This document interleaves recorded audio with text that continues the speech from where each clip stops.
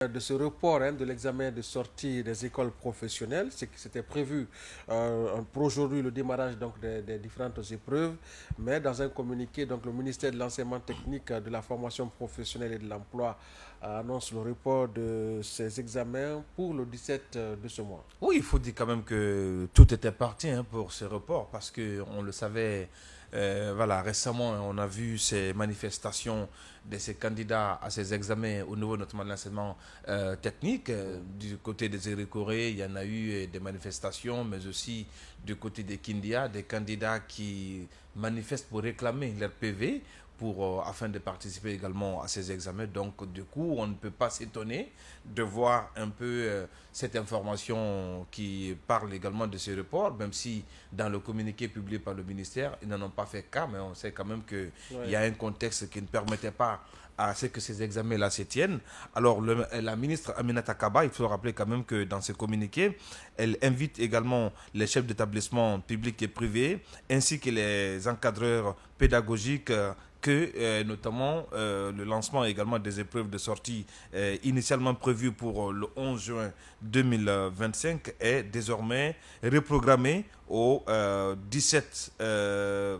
mardi 17 juin 2025, notamment sur toute l'étendue du territoire. Alors, à cet effet, notamment, cette décision, la ministre l'a justifié également, ce report, notamment pour l'objectif de garantir une organisation inclusive, équitable et transparente, notamment de ces examens, tout en permettant également aux établissements privés de mieux se préparer afin que notamment ces examens puissent se dérouler dans les conditions les meilleures. En tout cas, moi j'estime que c'est une décision responsable parce que on ne peut pas aller à des examens de sortie alors qu'une bonne partie, même si c'est un seul candidat qui réclame son PV, on ne peut pas l'exclure du processus. Donc, c'est une décision responsable et on invite quand même les autorités à faire en sorte qu'on n'assiste pas à ce genre de scène parce que ça met en évidence une certaine impréparation dans l'organisation. On ne peut pas comprendre qu'à la veille d'un examen de sortie nationale, que des candidats manifestent qui n'ont pas de PV et qu'après on parle des reports, ça montre un peu une certaine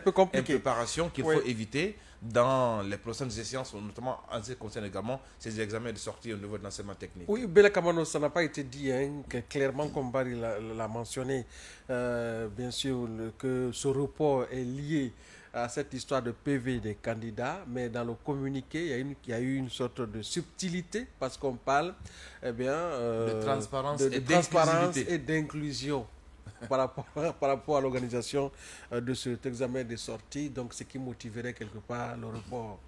Oui, bon, d'abord, le communiqué, à mon avis, le communiqué, même s'il n'a pas été beaucoup plus précis sur les raisons qui ont motivé le report, le communiqué a quand même introduit des expressions qu'il faille lire avec des yeux de lynx pour comprendre effectivement que les raisons sont liées à cette impréparation, pour ne pas dire à ces failles dans l'organisation donc des examens de sortie de cette année.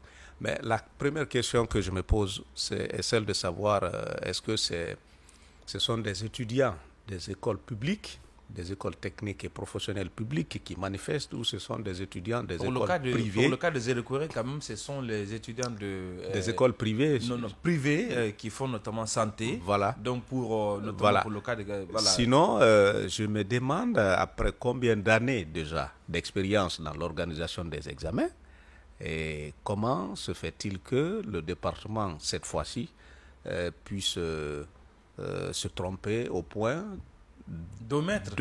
pas d'omettre d'abord, de fixer une date de l'organisation de ces examens sans pourtant avoir préparé en amont tout ce qu'il fallait comme logistique, comme inclusion, comme transparence pour ces examens-là. C'est la deuxième question que je me pose parce que pour moi, je ne sais pas si c'est le même directeur qui est encore là. Et si c'est le même directeur, il doit avoir au moins plus de 12 ans maintenant à la tête de ce département. Si c'est le même directeur qui est là, je dis bien si c'est le même directeur puisque j'ai été son voisin au bloc des professeurs vers les années 2010, 2011, 2012, je crois. Même après l'élection du professeur Alpha Condé, il était resté. Alors, c'est un monsieur qui est pétri d'expérience, qui connaît bien son travail. C'est la première fois d'ailleurs, si c'est lui qui est encore là, c'est la première fois, c'est un certain Camara, sauf erreur. C'est la première fois quand même que j'apprenne que le ministère appelle ou fixe une date et après se ravise suite à la veille. Oui, à la veille, se ravise suite à ce manque de préparation. Oui. Et n'oublions pas aussi que le département, quand même, le département regorge des cadres. Je ne suis pas en train de tout balayer d'un revers de la main, mais il faut quand même aller en profondeur de ce qui est arrivé pour savoir exactement les raisons qui, cette fois-ci, sont à l'origine de ce manque, en tout cas, de ces failles. Parce que pour moi, jusqu'à preuve du contraire,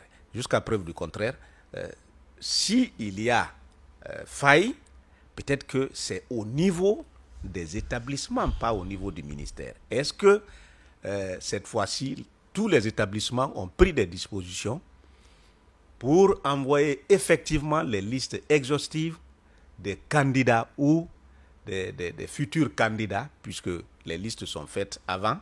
Est-ce que ces listes ont été exhaustives avant d'être déposées au niveau du département et notamment à la Direction nationale des examens? C'est la question que je me pose. Oui. Sinon, au niveau du département, à mon avis, on ne peut pas se tromper jusqu'à omettre des noms des candidats. Il faut le dire avec méfiance, hein, parce que moi, je voulais juste faire une précision, parce que bon, je ne suis pas en train de charger qui que ce soit, hein, mais quand même, il faut le dire que Alpha Bakar, hein, qui était à la tête de ce département, il a géré ce département pendant quelques années, mais on n'a jamais assisté à ces genres de situations. Bon, je ne dis pas que c'est dû peut-être au changement de ministre, parce que maintenant c'est la dame Aminata Kaba, mais une dame, pour moi, parfois a toujours des patates chaudes. Oui, très bien. Oui, mais on sait quand même, il faut rappeler, voilà, à ce niveau, Mohamed Bari, le communiqué du ministère est clair. Il estime qu'il est question de renforcer en tout cas le dispositif pour la préparation